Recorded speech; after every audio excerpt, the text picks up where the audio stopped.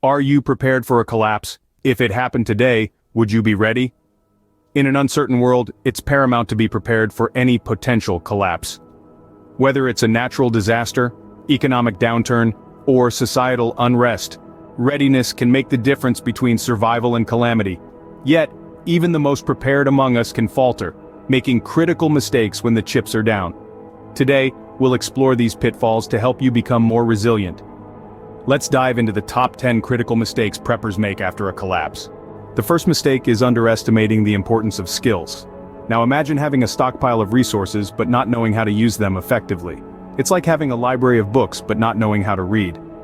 Essential skills such as first aid, hunting, and fire-making can be the difference between life and death. These skills can't be bought, they must be learned and practiced. Just think about it. What good is a medical kit if you don't know how to treat a wound? Remember, skills are just as important as supplies.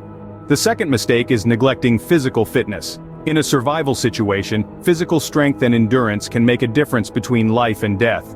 Regular exercise, from simple walks to rigorous workouts, builds stamina and resilience, equipping your body to handle extreme conditions.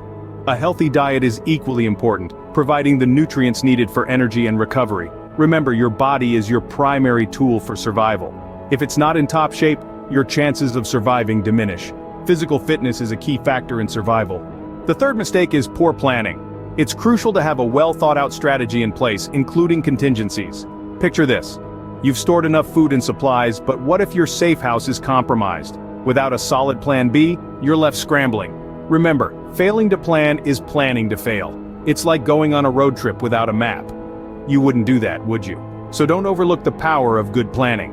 A good plan can be the difference between life and death. The fourth mistake is failing to practice. It's not enough to gather supplies and make plans, you must also practice your survival skills. Whether it's starting a fire, purifying water, or setting up a shelter, these skills won't become second nature without regular practice. It's like learning to ride a bike, you don't truly master it until you've fallen a few times. So, don't just prepare, practice. Remember, in a real-life situation, it's your skills and how well you've practiced them that will truly count. Practice makes perfect. The fifth mistake is ignoring mental health. Believe it or not, your mind is your most potent survival tool. In a post-collapse environment, stress levels can skyrocket, leading to poor decision-making and even mental breakdowns. It's crucial to understand how to manage this stress effectively. Techniques such as mindfulness, deep breathing, or even just taking a moment to appreciate the world around you can make a significant difference. Remember, your mental health is just as important as your physical health. The sixth mistake is overlooking communication. In a post-collapse world, the ability to send and receive information can be as crucial as food and water. Having a robust communication plan in place can mean the difference between life and death. This could range from knowing Morse code to having a reliable radio system, to establishing a network of trusted individuals. Remember, information is power, and in a survival situation, it can be your most valuable resource. Don't underestimate the power of communication. The seventh mistake is forgetting about hygiene. It's easy to let cleanliness slide in a survival situation, but it's absolutely critical to keep up good hygiene practices. Poor hygiene can quickly lead to disease and infection, complicating an already difficult situation. Washing hands, keeping wounds clean, and maintaining a sanitary living environment can drastically reduce the risk of illness. Remember, in a survival situation, your health is your wealth, so don't neglect it. Hygiene is a key factor in survival. The eighth mistake is not considering all scenarios. Preparation isn't just about getting ready for the most likely situations. It also means being versatile, expecting the unexpected. Think about a variety of scenarios, from power outages and natural disasters to civil unrest and pandemics. Each circumstance requires a different response, different resources, and different skills. So broaden your horizons, expand your survival playbook, and avoid tunnel vision.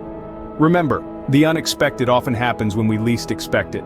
Be ready for anything. The ninth mistake is relying on one plan. Imagine you're on a ship, steering towards an island. Suddenly, a storm hits, and your only route is blocked. If you don't have an alternate course charted, you're in for a rough ride. Similarly, when it comes to survival planning, one plan is never enough. Unexpected challenges can derail even the most well-thought-out strategy. Diversify your survival plans, consider multiple scenarios and solutions. Flexibility is your best ally in a crisis. Always have a backup plan. The 10th and final mistake is not being adaptable. Flexibility, the ability to bend and not break, is paramount in survival situations. Rigidity, on the other hand, can lead to downfall. When the unexpected happens, the ability to adapt your plans, your strategies, your very mindset, can be the difference between life and death. Life after a collapse will be anything but predictable. Embrace change, be ready to alter your course as needed. Remember, adaptability is a survival skill. So, there you have it, the top 10 mistakes preppers make after a collapse. We've journeyed together across the landscape of preparation, learning about the importance of honing our skills, keeping our bodies in peak condition, and developing solid, flexible plans. We've underscored the necessity of regular practice, mental wellness, and effective communication.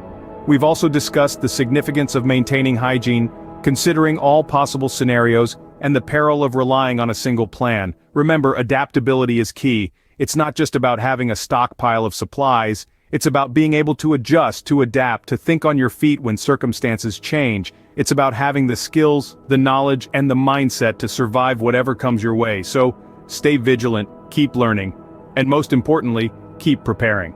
Thanks for watching. Don't forget to like this video and subscribe to our channel for more survival tips and tricks.